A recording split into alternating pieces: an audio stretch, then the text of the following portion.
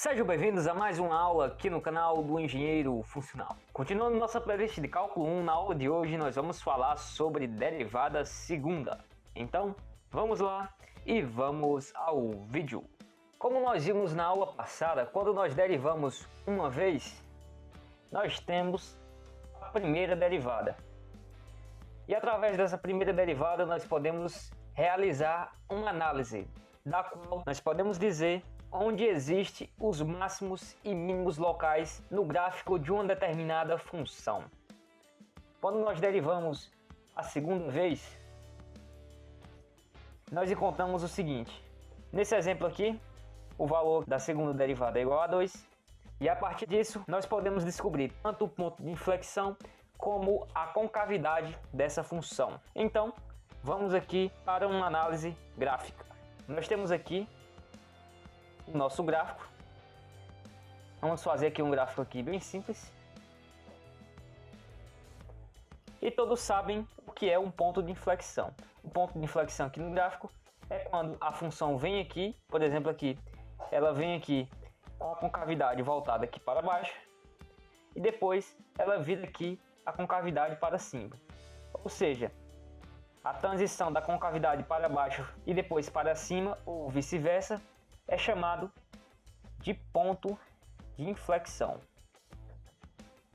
Da mesma forma que nós fizemos para a primeira derivada, nós podemos também realizar o estudo da concavidade dessa determinada função, com base no sinal da derivada. Se o sinal da derivada for positivo, essa concavidade é voltada para cima. Se for negativo, a concavidade é voltada para baixo. E se for zero, então será um suspeito. Ah, como assim suspeito? Eu não entendo muito bem de gente suspeita. Quando nós estamos falando em suspeito, isso quer dizer que o valor, aqui no caso zero, ele está sendo suspeito de ser um ponto de inflexão. Então nós teremos que realizar um estudo para depois determinar se ele é ou não um ponto de inflexão. Como assim o estudo? Imagine o seguinte: vamos imaginar aqui o gráfico com esse ponto aqui de inflexão. Esse ponto de inflexão aqui, quando nós formos estudar, nós teremos aqui, por exemplo, que aqui é um valor negativo e aqui é um valor positivo.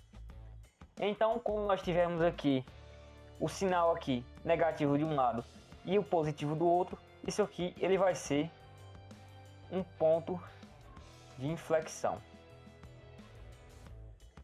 Sabendo disso, vamos agora para os nossos exemplos. Vamos pegar aqui um exemplo bem simples e bem fácil de entender.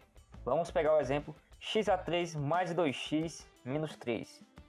Quando nós derivamos aqui essa função y, nós temos o seguinte, que a derivada dela vai ser igual a 3x quadrado mais 2. Depois disso, nós derivamos ela novamente, que a segunda derivada dela vai ser 3 vezes 2x. Como zero aqui ela é uma constante, ele é igual a zero, então nós nem colocamos aqui embaixo. E aqui, 3 vezes 2 é igual a 6x, e nós chegamos aqui na nossa segunda derivada. Como vamos descobrir quem é o ponto de inflexão dela? Nós vamos fazer o seguinte, nós vamos igualar aqui essa segunda derivada aqui a zero. Então nós vamos fazer que 6x é igual a zero e x é igual a zero. Veja que, como ele é igual a zero, ele é um suspeito de ser um ponto de inflexão. Então nós vamos fazer aqui mais ou menos do jeito que nós fizemos anteriormente para a primeira derivada. Nós vamos colocar aqui o zero. E nós vamos fazer o seguinte, nós vamos pegar um valor aqui abaixo de zero, nós podemos colocar aqui o menos 1, e nós pegamos um valor superior a zero, ou seja, o valor igual a 1. Quando nós realizarmos aqui o estudo, nós podemos determinar se isso aqui se é um ponto de inflexão e como essa função aqui ela se comporta nesse gráfico. Então, nós vamos colocar aqui a nossa segunda derivada, nós vamos colocar aqui o valor de menos 1. No caso aqui vai ser 6 vezes menos 1. Esse aqui vai ser menos 6. No caso aqui ele é negativo, no caso aqui vem negativo. E aqui, quando nós colocamos 6 vezes 1, nós temos 6 positivo. Então, nós colocamos aqui o positivo. O que isso aqui nos quer dizer? Vamos imaginar o seguinte: como aqui ele está negativo, no caso aqui o nosso sinal aqui ele está negativo, a nossa concavidade aqui ela é voltada para baixo. E aqui, como ele está positivo, a nossa concavidade aqui é voltada para cima. E aqui no ponto zero é o nosso ponto de inflexão. No caso aqui, o gráfico ele vai se comportar mais ou menos assim, dessa forma. Onde aqui nós temos a concavidade voltada para baixo, desse lado aqui. Aqui nós temos a concavidade voltada para cima. E aqui nós temos o nosso ponto de inflexão. Quando nós estamos falando de segunda derivada, o resumo do resumo basicamente é isso. Eu aconselho vocês fazerem alguns exercícios para fixar melhor e nos vemos na próxima aula aqui no canal do Engenheiro Funcional. Se você gostou, por favor, curta, comente e indique para os amigos.